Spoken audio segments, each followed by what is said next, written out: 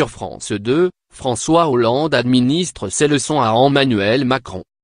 Il dit ne plus poursuivre aucun intérêt partisan, mais il avait quelques leçons à administrer à son successeur. Pour sa première apparition dans un journal télévisé depuis son départ de l'Élysée, François Hollande a tenté ce mardi de réhabiliter son bilan, alors que paraît son ouvrage, Les leçons du pouvoir, dont Le Figaro a publié plusieurs extraits. L'ex-chef de l'État en a également profité pour décocher quelques flèches supplémentaires contre son successeur, dont la politique est déjà égratignée dans le livre. Lire aussi, Hollande-Macron, 10 citations qui résument une relation glaciale. Qu'il s'agisse de la fiscalité, des affaires internationales ou du discours prononcé lundi par Emmanuel Macron sur l'Église catholique, l'ancien premier secrétaire du Parti socialiste s'est voulu combatif, quitte à adopter une posture d'opposant au pouvoir actuel. Il fait un pari qui n'est pas le bon. C'est ainsi que François Hollande résume la politique fiscale d'Emmanuel Macron, trop favorable aux très riches selon le socialiste. Comment accepter que ce soit les titulaires des gros patrimoines qui soient aujourd'hui ceux qui bénéficient de réductions d'impôts grâce à la suppression de l'ISF, s'est-il demandé sur France 2. Est-ce que vous pensez que c'est parce que vous avez un placement financier que vous investissez dans l'économie réelle? Non. Dans un entretien accordé à l'Op paru ce mardi, François Hollande a déjà tenu ce grief vis-à-vis de son successeur.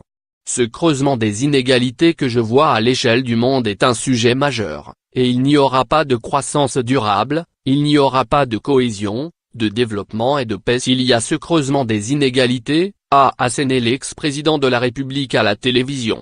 En fin d'interview, interrogé sur sa renonciation à se présenter à l'élection présidentielle, il se félicite de ne pas avoir facilité l'accession au pouvoir d'une droite plus dure encore que la politique aujourd'hui mise en place.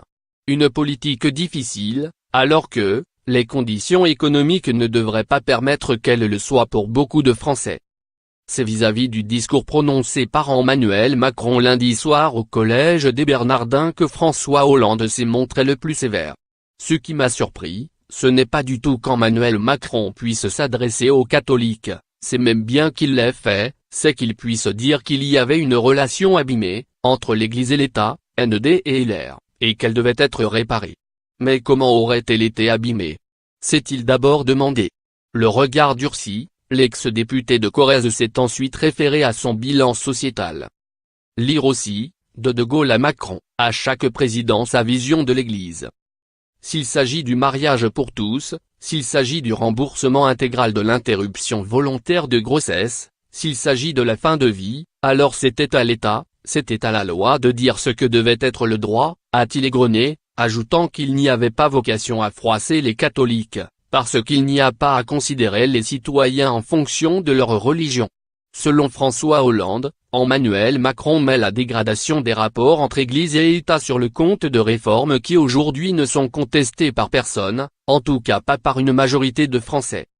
Assumant sa décision d'ouvrir le secteur ferroviaire français à la concurrence sous le précédent quinquennat, François Hollande n'a pas tant décrié le contenu de la réforme de la SNCF actuellement en préparation que la méthode du gouvernement pour la mettre en place. Chaque fois que l'on veut aller brutalement et vite, et que l'on ne prend pas le temps de la concertation et qu'on n'ouvre pas la négociation, l'incompréhension est à ce moment-là grande, a-t-il prévenu, prenant en exemple la première mouture de la loi El Khomri, qui avait valu au pouvoir socialiste de très fortes mobilisations sociales au printemps 2016.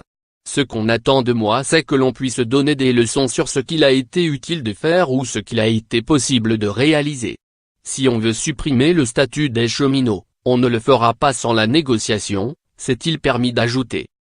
C'était l'objet d'une longue interview parue le 11 mars dans les colonnes du Monde, dans laquelle François Hollande déclarait que si la Russie se montrait menaçante, elle devait être elle-même menacée. Sur France 2, l'ex-chef de l'État a également donné quelques conseils à Emmanuel Macron en matière de diplomatie. Reconnaissant que la séduction et l'intelligence pouvaient être importantes, François Hollande a voulu rappeler que le rapport de force, notamment sur le dossier syrien, s'avérait vite indispensable. Décrivant son ancien homologue russe, Vladimir Poutine, comme quelqu'un qui voulait avant tout établir un rapport de force, l'ex-dirigeant a réitéré son appel, en filigrane, à ce que la France en fasse de même. y compris en conduisant des frappes militaires contre Bachar el-Assad, après l'attaque chimique que celui-ci est accusé d'avoir menée.